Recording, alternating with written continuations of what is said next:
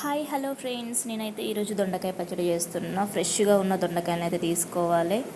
పచ్చిమిర్చి కూడా మంచిగా ఫ్రెష్గా కడుక్కోవాలి. వీటినేమో సన్నగా తరుక్కోవాలి. తెలుసు కదా, ముందుగా పెద్ద గిన్నె పెట్టుకోవాలి, నూనె పోసుకోవాలి. 2 పావులంతా నూనె వేడెక్కిందా లేదా అని ఒకసారి గంటతో అయితే కలబెట్టుకుందాము.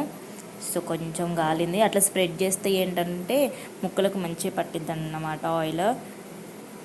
ఇప్పుడైతే పచ్చిమిర్చి వేసుకుందాం. పచ్చిమిర్చి కూడా తుంపేసుకోవాలి. డైరెక్ట్ మనం పచ్చిమిర్చి పొడుగ్గా వేసుకుంటే చిల్లిపోతాయి అన్నమాట. సో చిల్లిపోతే ఏమవుతుంది, కళ్ళ మీద చేతుల మీద పడుతుంది. పచ్చిమిర్చి అయితే దోరగా ఫ్రై అవ్వాలి. సో దోరగా అయితే ఫ్రై అయినాయి. వేరే బౌల్లోకి తీసుకుందాము. నేనైతే పక్కన ఒక బౌల్ పెట్టేసుకున్నాను. కెమెరా నేనే కాబట్టి పట్టుకొని అలా వీడియో షేక్ అవుతూ ఉంటుంది. మళ్ళీ పల్లీలు వేసుకోవాలి. నేనైతే ఒక 1 కప్పు పల్లీలు తీసుకున్నాను. పల్లీలు వేయడం వల్ల సూపర్ టేస్ట్ ఉంటుంది దొండకాయ పచ్చడి. మాత్రం చపాతీలో మాత్రం కిరాకు ఉంటుంది అన్నమాట. మీరు కూడా ఒకసారి ట్రై చేయండి. పల్లీలు కూడా దూరగా ఫ్రై అయినాయి. ఇప్పుడు మనం సన్న కట్ చేసుకున్న దొండకాయలు వేసుకుందాము. దొండకాయలు కూడా మంచిగా ఫ్రై అవ్వాలి ఆయిల్లో. నేనైతే ఇదేమో చపాతీలోకి చేస్తున్న దొండకాయ చట్నీ, చాలా బాగుంటుంది. మీరు కూడా ట్రై చేయండి. ఎవరికైనా సింపుల్గా వంటలు నేర్చుకోవాలంటే నా వీడియోస్ చూస్తే చాలు. ఎందుకంటే అంత సింపుల్గా చేస్తా, అంత టేస్టీగా చేస్తాను నేనైతే. మీ ఫ్రెండ్స్లో కూడా ఎవరికైనా వంటలు రాకపోతే నా వీడియో షేర్ చేయండి. సింపుల్గా వంటలు నేర్చేసుకుంటారు. ఇందాక మనం పక్కకు పెట్టేసుకున్న పల్లీలను పచ్చిమిర్చి నేనైతే సగం తినేసాను ఆల్రెడీ దాంట్లోవి. మా నాన్నమ్మ చిన్నప్పుడు ఏదైనా చట్నీ చేస్తే పల్లీలు దాసేదన్నమాట నా కోసము. అది గుర్తొచ్చింది నాకు ఆ పల్లీలు చూసినప్పుడు. ఇవైతే కొంచెం ఫ్రై అయిపోయినాయి. ఇప్పుడు ఎత్తి పెట్టేసుకుందాము వేరే బౌల్లోకి. ఇందాక మనం పచ్చిమిర్చి పల్లీలు వేసుకున్న బౌల్లోకి తీసుకుందాము. ఇప్పుడు కొన్ని ఎల్లిపాయలు, జీలకర్ర, కొద్దిగా సాల్ట్, కొంచెం నానబెట్టుకున్న చింతపండు వేసేసుకొని మిక్సీ కొట్టేసుకుందాము. నెక్స్ట్ తాలింపుకు రెడీ చేసుకుందాము. నేనైతే మిక్సీ పట్టేసుకొని వస్తాను. సో తాలింపుకు కావాల్సిన ఐటమ్స్: ఎల్లిపాయలు, మెంతులు, పోపు దినుసులు, ఇంగువ, ఎండుమిర్చి, కరివేపాకు, జీలకర్ర. ఒక చిన్న పేనం పెట్టుకోవాలి.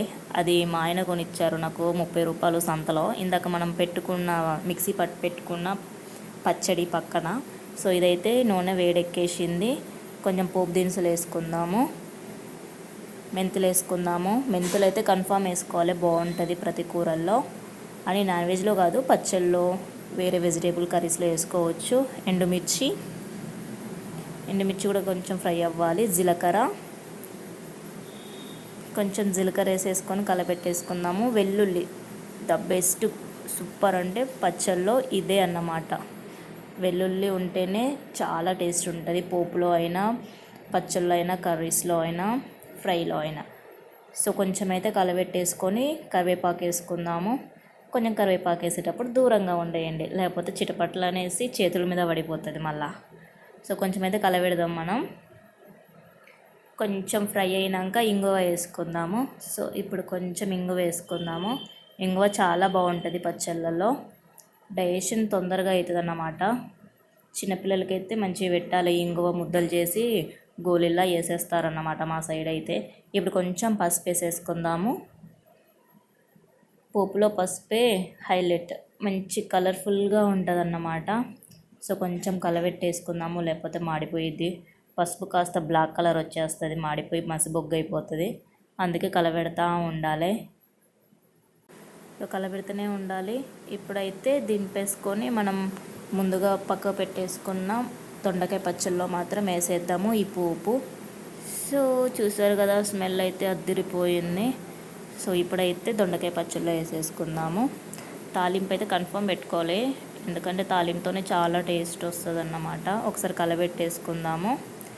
మీకు ఇష్టమైతే పైనుంచి ఆనియన్స్ కూడా వేసుకోవచ్చు, సన్నగా తరిగిన ఎర్రగడ్డలు కూడా వేసుకోవచ్చు అన్నమాట. నేనైతే ఎర్రగడ్డలు సన్నగా తరిగేసి వేసుకున్నాను, ఎందుకంటే మన అన్నంలో తినేటప్పుడు మంచిగా తగులుతాయి అన్నమాట. సో మీరు కూడా ట్రై చేయండి దొండకాయ పచ్చడి. ఎవరికైనా ఈజీ మెథడ్లో చట్నీ కావాలంటే మాత్రం నా వీడియోని షేర్ చేయండి మీ ఫ్రెండ్స్లో ఎవరికైనా ఉంటే. చూసారు కదా దొండకాయ chutney. Thank you for the watching my video.